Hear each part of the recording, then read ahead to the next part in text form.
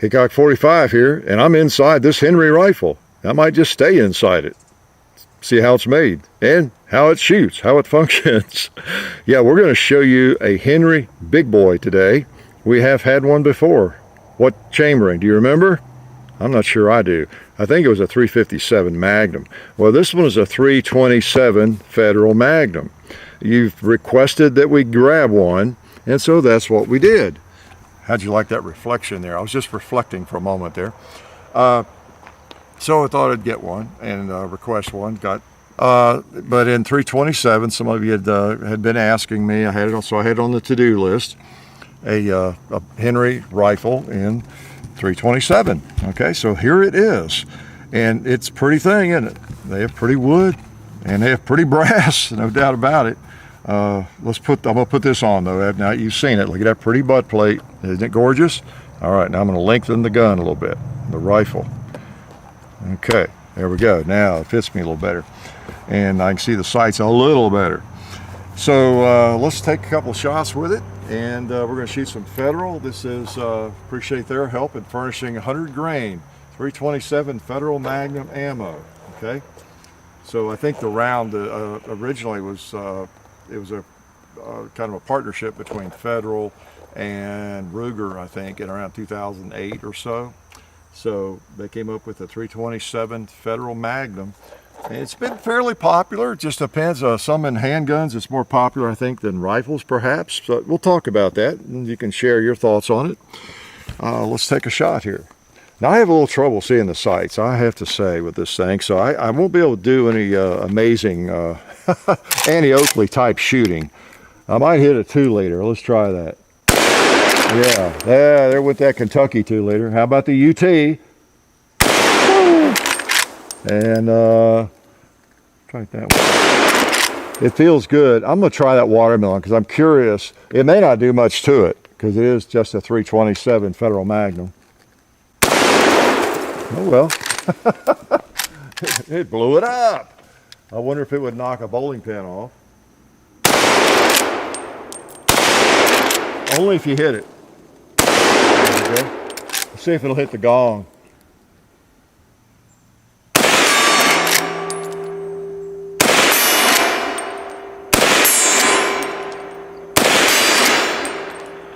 Click.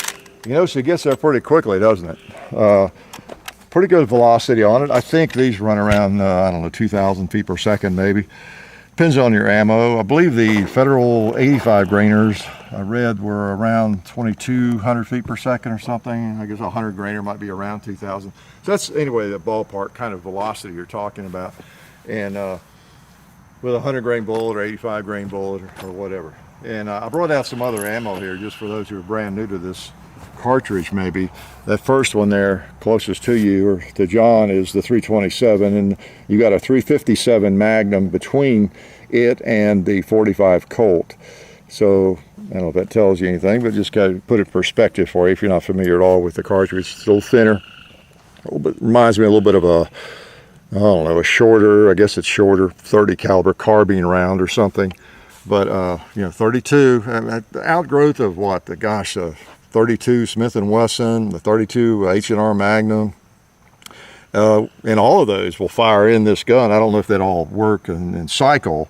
I think a 32 H&R Magnum will cycle, I believe, if I'm not wrong. Some of you already know that because you own these firearms. But as you move on back in through history in the 1800s, some of the early 32s are a little too short, I'm sure. They work in a handgun, of course, and I think we demonstrated that when we had, what did we get? We had a Ruger 327 Federal Magnum, and we fired some of those other rounds in it. And so it's a 32. It's a 32, and it's not, you know, a big blaster. It's not a 500 Smith & Wesson. So a lot of people would make fun of it because it's not that powerful. So why would somebody chamber a rifle in it? Good question. Glad you asked that, so I can answer it. Well, I don't know if I can answer it, but yeah, when it comes down to practical value and use for something, that is part of the criteria, but it's not everything. Some people just want a rifle chambered in something. Maybe they've got other firearms that, you know, chamber this round, and they'd like to have a rifle in it. I think this is the only lever gun made that chambers the thing. But that's part of it. Also, this gun is legal, believe it or not, in SAS, which is cowboy action shooting. Okay, single action shooting society. That's kind of the governing body. Now you can have those matches without being a member of SAS, so to speak. Some people did, at least used to, and still do, I'm sure. But that's the big cheese, the organization, and they set the rules for their matches. And I think initially these weren't legal, but they are now. Legal is not the correct term, but allowed, put it that way. So these can be used in cowboy action matches, even though they're not authentic in terms of like anything that was made in the 1800s. Not exactly like it. Okay, we've talked about that. I'm not going to bash Henry. I'm glad they're making these rifles, but we do like to point out there's no relation to the original Winchester Company or William Tyler Henry, that kind of thing. And they're not exact replicas of anything that was made in the 1800s. That's just simple. Okay, is that. But they're neat rifles, and they work. They're made in this country. They've sold millions of them, I guess, and they work for people. And so they're great. I'm just a little bit of a history snob, so forgive me for that. Now they do make a couple of really nice replicas of the actual 1860 Henry rifle, okay, which we have. You've seen it here lots of times. It is beautiful. It's the best reproduction of a Henry rifle, a real Henry rifle, I think ever made. And it seems to be to me, there haven't been that many people make them. You Birdie, who else? Anybody? But so anyway, I'll just give you a little more of that history. But yeah, in cowboy action shooting, I almost lost my train of thought there. Can you imagine that? I can see people liking this because, a lot of folks who are doing the cowboy action shooting, they're trying to get the lowest possible recoil they can. And for competition's sake or whatever, may have somebody in the family, because it is really a family affair. A lot of people do that as a family. And you don't want something that's recoiling a lot. And they're famous for shooting, cowboy action loads. In fact, if someone says, I've got some cowboy action loads, you know what that means. In fact, we were doing a 4570 video this week, and I made that comment. I had some 45 action. I think I probably said that exact thing, which means they're lighter loads, because a lot of people use those. Now, I didn't. I am better than everybody else. Well, I don't think I'm better than everybody else, but I did use regular ammo when I was doing cowboy action shooting. In fact, I went to black powder and you shot black powder. If I was going to do it, I wanted to be authentic as I possibly could. I wasn't worried about winning the match or who placed ahead of me, any of that kind of stuff. But a lot of people want light recoil. That's why 357-38 has dominated that game in the last several years, decades maybe. Okay. Now, so someone might really like this for that, because I mean to tell you, there is not much recoil. I could just pull the trigger on an empty chamber, and that's about what it feels like when I fire a live round, okay? Because this is a heavy gun, the Henry Big Boy. I mean, this is the same size gun, I guess. The chamber's the 45, 44 Magnum and everything. It's heavy. And so with this little kind of a pipsqueak round in terms of recoil, you can't feel it. I mean, you really can't. Now, we're definitely empty. So, but I wanted to show you this. You've seen the Big Boy. You got all your standard features, your nice American walnut, octagonal barrel, everything. Of course, it loads through the front, the tube. I'll try to be kind and not criticize that today. Wouldn't that be a novel thing? I prefer a loading gate, which is more authentic. We did an FAQ on that too now. Don't anybody come on here and leave a comment and say, well, what do you mean, Hickok? The original Henry used a loading tube like this. That was a different firearm. They went away from that immediately. In the very next version of it, the 1866, went to the loading gate and stuck with it, okay? But, so I won't make fun of that, okay? Guess I just did, didn't I? Sorry about that. So, yeah, Henry, loaded from the front.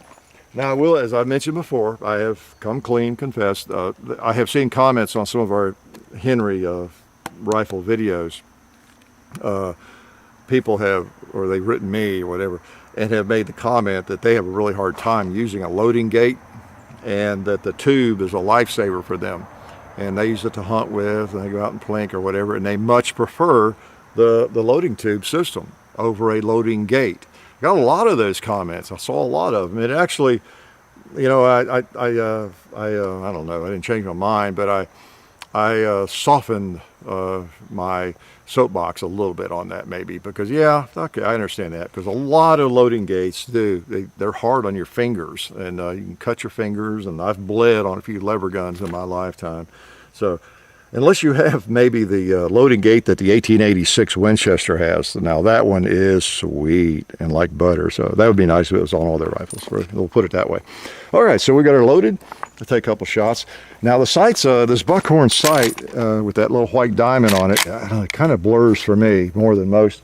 What I did, I had a Marlin. Marlin comes with that. I think a lot of the Marlin 94s have that little diamond, white diamond. And for some people, probably a lot of you, it enables you to see the sights better, perhaps. And when I started cowboy action shooting with my Model 94, I was told I had to turn that around or paint over it. You weren't allowed to. Yeah, they were really picky back then, which was good. And so I just turned it around. So a little leaf inside the sight, and on the other side it's black, but it's it has that white diamond on this side. And actually, I could see the sight better. That something about that white, it was wanted to blur and confuse my eye somehow, and that's what this one does. But I'm not going to mess with it, because this is going back to E-Gunner. It's a lint gun from Buds, as I said. I appreciate their help. And if I didn't say so, do not forget to go to the description and join the NRA at a discount if you haven't done that yet, please. Okay, we all need to be members of the NRA, and then go from there. There's a lot of great organizations we can all be a member of. I'm a member of almost all of them, and I hope you will be too. Okay, got to do what we can. All right, I just jacked out a live round, and it doesn't matter. I'm on my own range here. What'd I do? Nothing? Okay. I'm gonna try that little can there.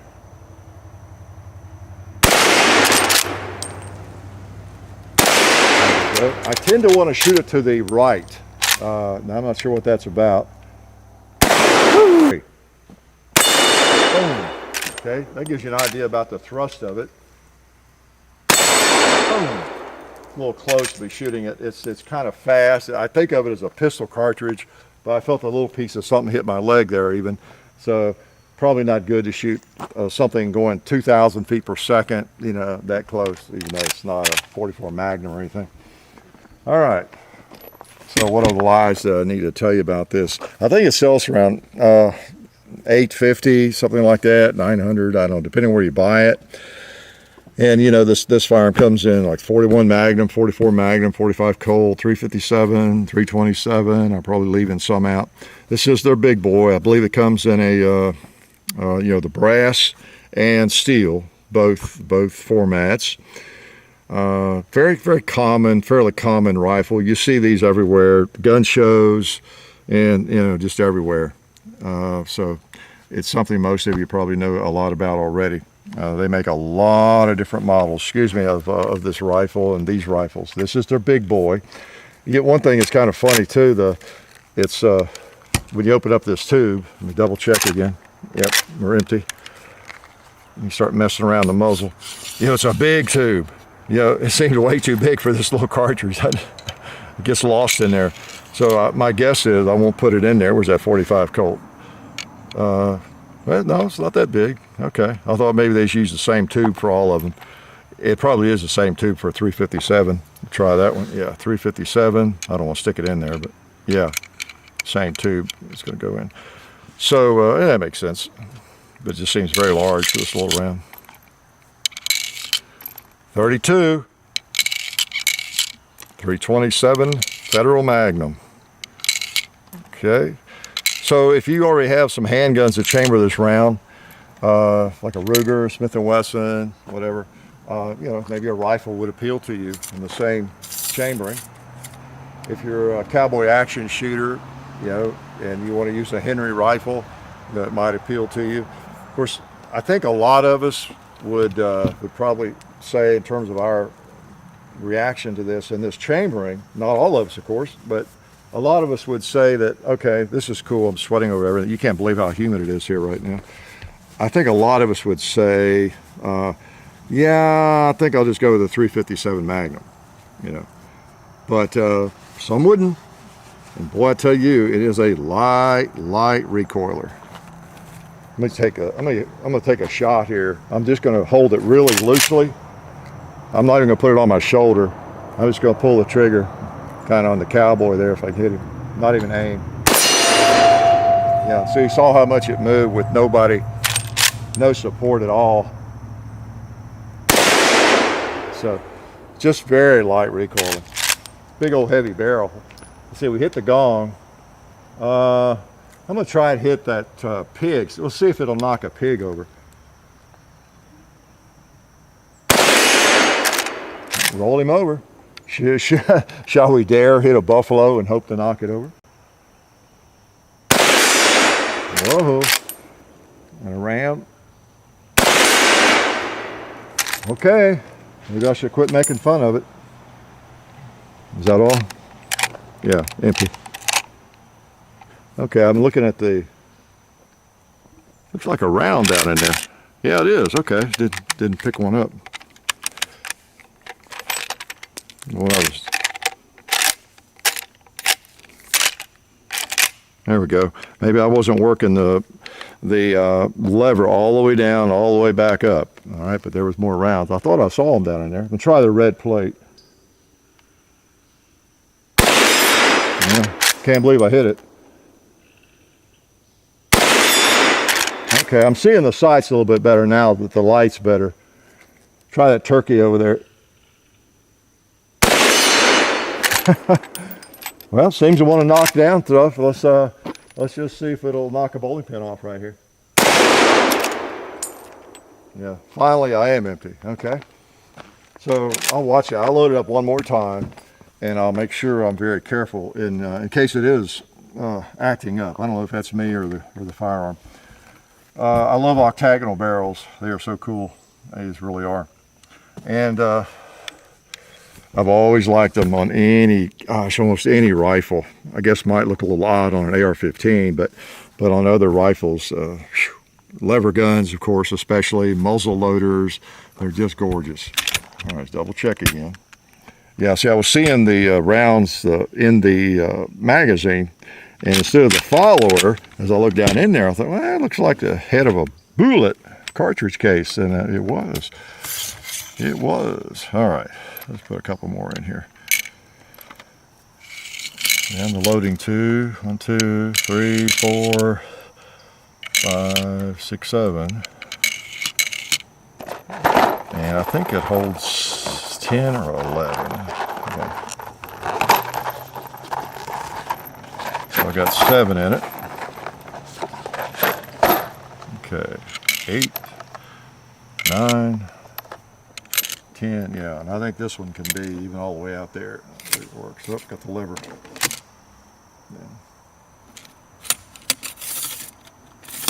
Yeah, so answers that, 11 rounds. Okay, so, gosh, I don't know what, I know what I was going to kind of keep an eye on that lever too as I work this, and I'll just shoot some stuff here. I don't want to shoot anything too close. We got some 12 ounces here that need to be hit, and we might need to take out another animal or something here. Wow.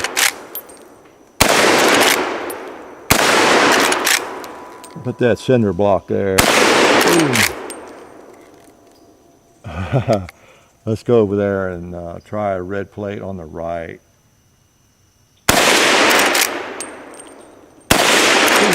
Middle.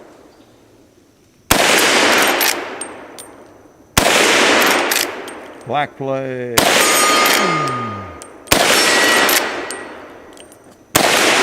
I got a piggy gone. Oh, are we empty already?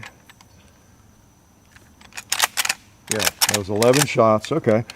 So it seemed to work fine. I think it was me. Got to watch it, and I'll do it myself. You're jacking around with a lever gun, and it's kind of like a pump action shotgun. If you don't do it with authority, all the way down, all the way back up, and with some rifles, and I think Henry is one of them, they like you to do it fast, and it seems to work better and be smoother. And sometimes I'll catch myself, I just kind of do it slowly, messing around, because I feel like I ought to work either way, you know, because some will, but you just want to do it with authority, and it usually works better. So I thought you might want to at least take a look at it. Well, I know you did, because you've been requesting it. It may just be 3 people on the planet that wanted to see it, but I put it on the list and thought I'd take a look at it myself. I have for me personally, I think the 327 Federal Magnum is more of a handgun round because there's definite advantages there. Now this would be good for small game hunting too, of course. You mentioned that. A little bit like the old 3220, you know, that was the 1873, the 1892 Winchesters were chambered in. So it's not a totally crazy, bizarre idea or anything. But for me, I think a handgun makes more sense because it allows you to get 6 rounds into what normally would be a 5-round cylinder in 38 Special or 357 Magnum, and still pretty good punch. You know, by all things I've read, you don't really lose a lot, if anything, with good ammo in a 327 Federal Magnum versus say 38 plus P, you know, in a little J frame or something, you know, and Ruger makes those.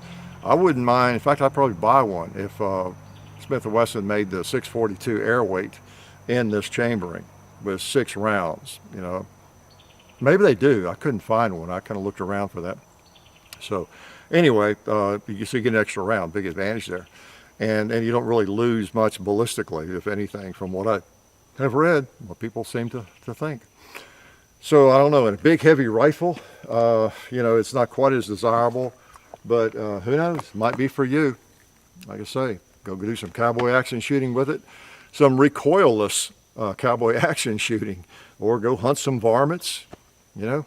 I mean, you saw it knock over those heavy steel targets over there. I have read that, you know, it's not advisable or recommended, you know, as a bigger game like deer, cartridge, or hog hunting, but it would do in a pinch probably, right?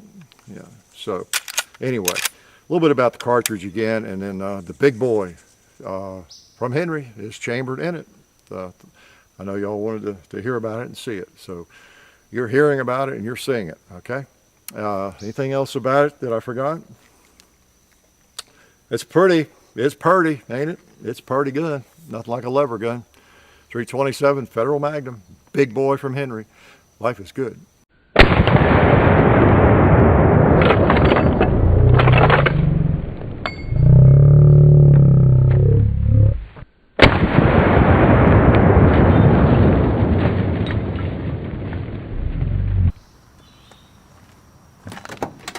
Oh, hey, I didn't realize the video was still going. Well, since you guys are still here, I guess I'll tell you about our friends over at SDI, the Sonoran Desert Institute. You can check them out at sdi.edu.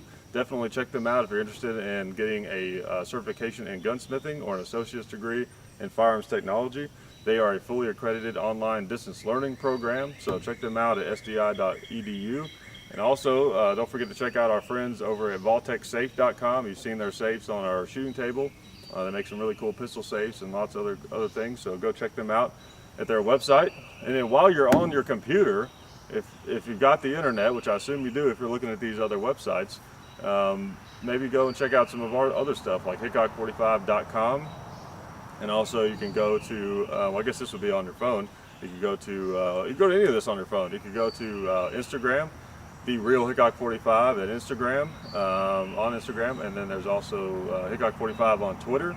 There's Hickok 45 on Facebook.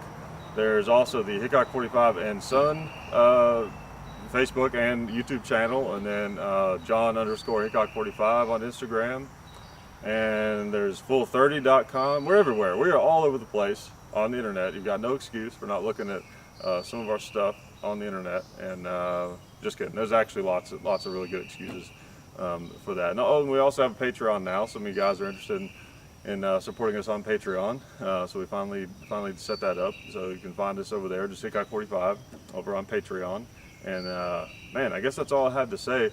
And I really gotta take off here. And I brought this car because I need to get somewhere really fast. So let me go ahead and do that, and I'll let you guys get back to whatever you were doing. And I'll see you later. Appreciate it. All right, get the right keys here. Hopefully it starts. It might not.